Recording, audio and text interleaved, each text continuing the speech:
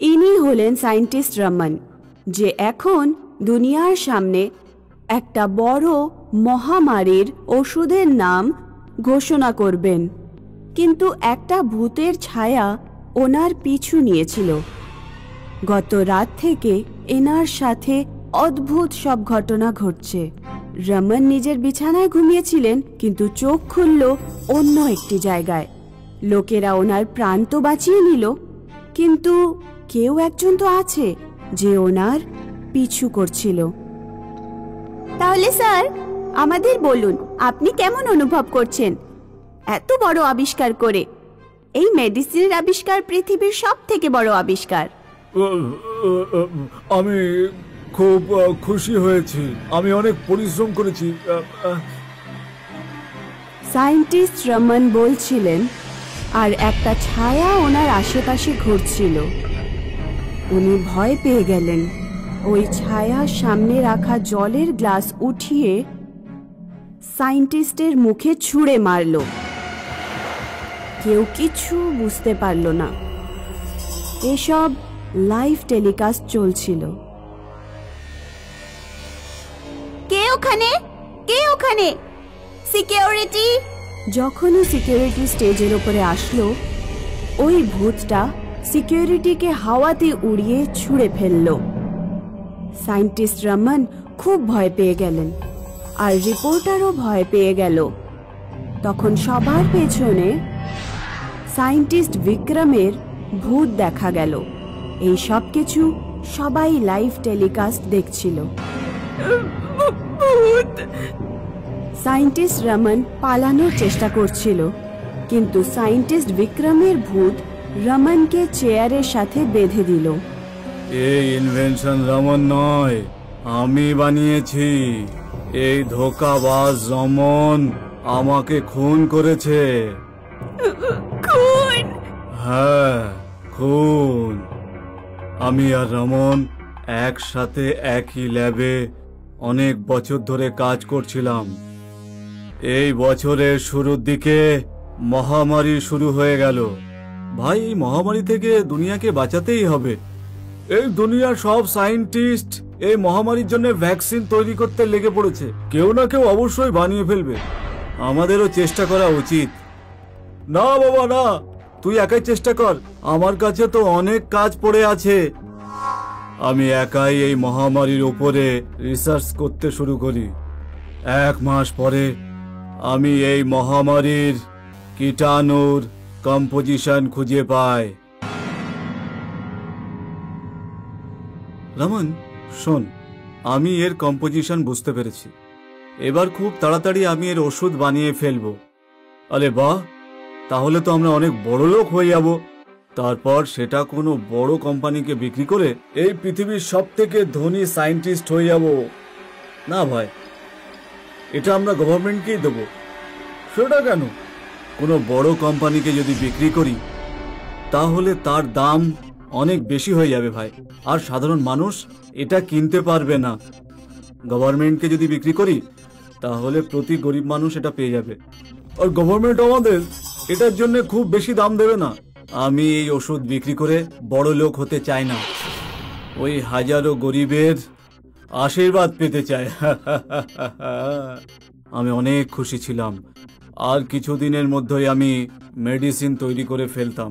কিন্তু আমি কি করে জানবো যাকে আমি বন্ধু ভেবেছিলাম সে আমার পিছনে চক্রান্ত চালাচ্ছিল। রমন একটা বড় কোম্পানির সঙ্গে হাত মিলিয়ে নিল। ও অনেক টাকা পয়সা পেল। তখন থেকে রমন আমার সমস্ত পদক্ষেপে নজর রাখত। ও আমার টেবিলে সব সময় এসে আমার টেবিলের সবকিছু ভালো করে দেখতো। কি খোঁজ করছিস? কিছু না, শুধু এই একটু মনে হলো যে কিছু একটা আওয়াজ পেলাম, তাই এখানে দেখতে চলে এলাম। কিছুটা আবার পড়ে ভেঙে গেল না? এখানে তো কিছুই পড়েনি। তাহলে মনে হয় অন্য কোথা থেকে আওয়াজ এসেছে। হ্যাঁ, সেটা হতে পারে। আমি আমার কাজের প্রতি লক্ষ্য রাখি, আর প্রায় 15 দিন পর আমি মেডিসিন তৈরি করে ফেললাম।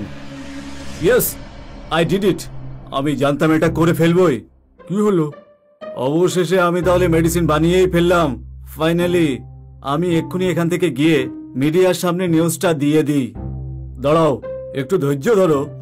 এটা এই বছরের সবথেকে বড় ইনভেনশন। এটার অ্যানাউন্সমেন্টের জন্য অনেক কিছু প্রস্তুতি নিতে হবে। কেমন প্রস্তুতি? গভর্নমেন্টকে আগে জানাতে হবে ব্যাপারটা, নিউজের লোকেদেরও আগে থেকে ইনফর্ম করতে হবে। তুই দাঁড়া, আমি সবার সঙ্গে কথা বলে তারপরে আসছি। তারপর আমি তোর সঙ্গে নিউজ চ্যানেলের অফিসে যাব, বুঝলি? ঠিক আছে। রমন কারোর সঙ্গে ফোনে কথা বলছিল আর তারপর আমার কাছে এলো। আমাদের এখন এই স্যাম্পেলটা নিয়ে গভর্নমেন্টের অফিসে যেতে হবে। কিন্তু কেন? এর অনেক প্রসেস আছে। চল না, চল যায়। আমি রমনের সাথে ওর গাড়িতে বসে পড়লাম। রমন আমাকে গভর্নমেন্ট ল্যাবে না নিয়ে গিয়ে একটা নিরিবিলি জায়গাতে নিয়ে গেল। এটা তুই কোথায় নিয়ে এলি? সবকিছু বুঝতে পারবি, নাম এখন। আমি গাড়ি থেকে বাইরে নামলাম আর দুজন লোক এসে আমাকে ধরে ফেললো। তাদের মধ্যে একজনের হাতে একটা চাকু ছিল। ও আমার গলা কেটে দিল আর আমি ওখানে মারা গেলাম। আর তারপর এই শয়তান লোক ওই কোম্পানিকে ওই মেডিসিনের সব ফর্মুলা দিয়ে দিল আর অনেক টাকা নিয়ে নিল। আমি চাইলে গত রাত্রেই একে মেরে ফেলতে পারতাম, কিন্তু আমি এই জন্য মারিনি, কারণ আমি চাইতাম দুনিয়া সত্যিটা জানুক। এ একজন ধোঁকাবাজ। এ টাকার লোভে পড়ে আমাকে খুন করে দিল, কিন্তু এবার আমি একে কোনো মতেই ছাড়বো না। আর ওই ভূত রমনকে শূন্যে তুলে নিল। রমন ছটপট করতে লাগলো আর এক সময় সে মারা গেল। সায়েন্টিস্টের প্রতিশোধ নেওয়া গোটা দুনিয়ার লোক লাইভ টেলিকাস্টে দেখতে লাগলো। পরের দিন নিউজ চ্যানেলেও একই নিউজ দেখাচ্ছিল।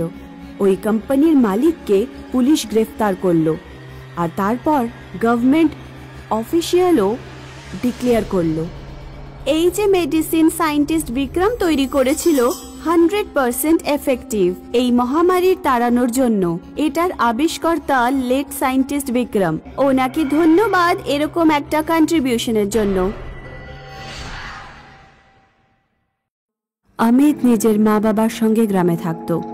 অমিতের বাবা শহরের পোস্টমর্টম হাউসের রাত্রে চৌকিদারি করত। এক রাত 2টোর সময় অমিতের ফোন বাজলো। হ্যাঁ বাবা। খোকা, তুই মোটরসাইকেল নিয়ে তাড়াতাড়ি পোস্টমর্টম হাউসে চলে আয়। এখানে সব অদ্ভুত ঘটনা ঘটছে। মৃত ব্যক্তি বেঁচে উঠেছে। আয় আয়, তাড়াতাড়ি আয় আয়। Hello hello hello. কি হয়েছে বাবা? মা, পোস্টমর্টম হাউসে বাবার সাথে মনে হয় কিছু ঘটেছে। আমি ওখানেই যাচ্ছি। বাবা, নিজের খেয়াল রাখিস। অমিত যখন পোস্টমর্টম হাউসে পৌঁছায় তখন দেখে যে গেটেই ওর বাবার লাশ পড়ে আছে। অমিতের বাবার পোস্টমর্টম হয়, কিন্তু পোস্টমর্টমে ডাক্তার তার মৃত্যুর কারণ বলতে পারে না। আমি এরকম কেস এর আগে কখনো দেখিনি। ওনার শরীরের উপরে কোনো দাগ নেই আর মনে হচ্ছে না যে উনি সুইসাইড করেছেন। অমিতের বাবার হঠাৎ করে মৃত্যু হওয়ার কারণে অমিত তার বাবার চাকরিটা পেয়ে যায়। বাবা, তুই পোস্টমর্টম হাউসের চৌকিদারের চাকরিটা নিস না। ওখানে রাত্রে শিফট করতে হয়। তোর বাবার মতো তোরও যদি কিছু হয়ে যায়, আমি কার সাহায্যে থাকবো বাবা? ডক্টর আর পুলিশ বাবার মৃত্যুর কারণ এখনো খুঁজে পাননি। আমি ওখানে কাজ করব আর অবশ্যই আমি খোঁজ লাগাবো যে বাবার মৃত্যু কিভাবে ঘটলো। অমিত নিজের বাবার মতোই রাত্রে পোস্টমর্টম হাউসে চৌকিদারির কাজ করতে শুরু করলো। অমিত প্রায় সময় দেখত যে দুজন ডাক্তার অপারেশন রুম থেকে মদ খেয়ে বাইরে বেরোতো। ওরা অমিতকেও মদ খেতে বলতো। আরে চৌকিদার দাদা, আরে কখনো কখনো আমাদের সাথে বসে 2 প্যাক একটু খেয়ে নাও। না স্যার, আমি মদ খাই না। কখনো কখনো ডাক্তারের সাথে একজন বাবাও বসতো। একদিন অমিত দরজায় কান লাগিয়ে অপারেশন রুমের ভেতরের আওয়াজ শুনতে চেষ্টা করলো। বাবা, ওই মহিলাদের আত্মার ঠিক করে পোস্টমর্টম তো করে দিয়েছেন না? হ্যাঁ, কিন্তু ওদের মধ্যে এক মহিলার ভূত আমার হাতের বাইরে। এই জন্য তোমাকে একটু সাবধানে থাকতে হবে। যখন ডাক্তার আর বাবা চলে যায় তখন অমিত অপারেশন রুমের ভেতরে যায়।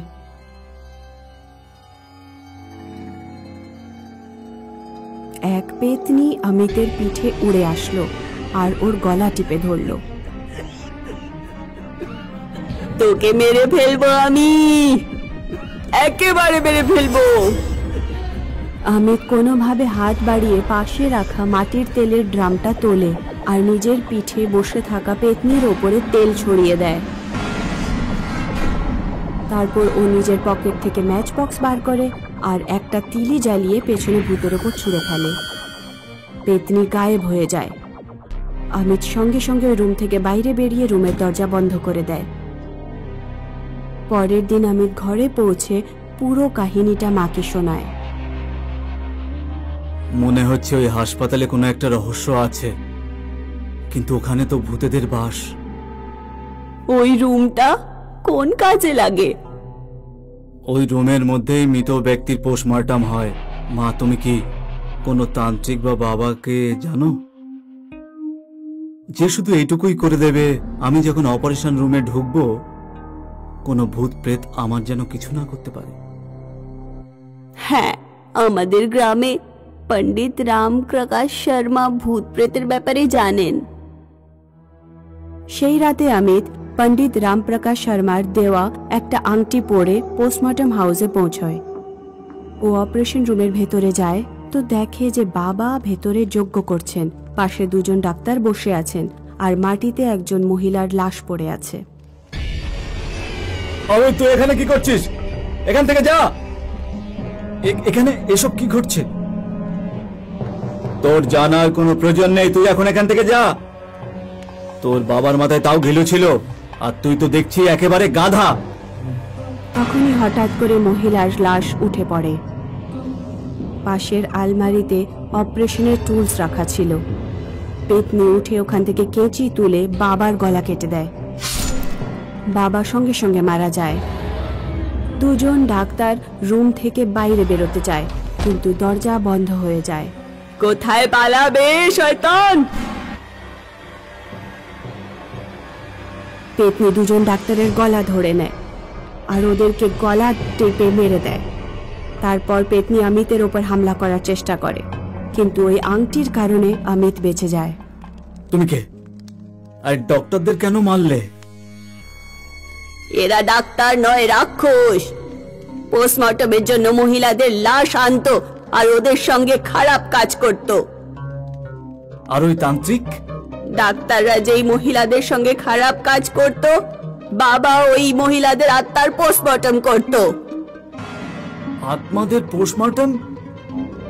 হ্যাঁ, বাবা ওই মহিলাদের আত্মাকে খুব তাড়াতাড়ি পুনর্জন্ম দেওয়ার চেষ্টা করত, যাতে ওই আত্মারা ভূত হয়ে এই ডাক্তারদেরকে কোনো রকম কষ্ট না দেয়।